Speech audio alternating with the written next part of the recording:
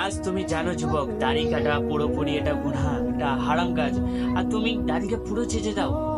আজ আমাদের মা বাবাও কত মা বাবাও আছে, তারা বলে কি পুরোপুরি দাড়িটা চেঁচে দাও। ভাই 10th উঠবা, এক্সাম দিবা, বা তুমি কলেজে উঠবা, তখন দাড়ি রাখো। ভাই কেমন মা বাবা তোমরা, যে নিজের ছেলেকে হারাম কাজ করতে বলছো হাতে ধরে? তোমরা কি জানো না দাড়ি পুরোপুরি চেঁচে দেবে এটা হারাম কাজ? একটা ছেলে যুবক দাড়ি রাখছিল, তোমরা তাতে মানা করছো তাকে। আস্তাগফিরুল্লাহ, নাউজুবিল্লাহ। আমরা কেমন মা বাবা এই দুনিয়াতে দেখতে পাচ্ছি। মা বাবা থাকার থেকে না থাকাই ভালো ভাই। দাড়ি একটা কত বড় গুনাহ, আমরা যদি জানতাম কোনোদিন দাড়ি পুরোপুরি চাচতামই না ভাই।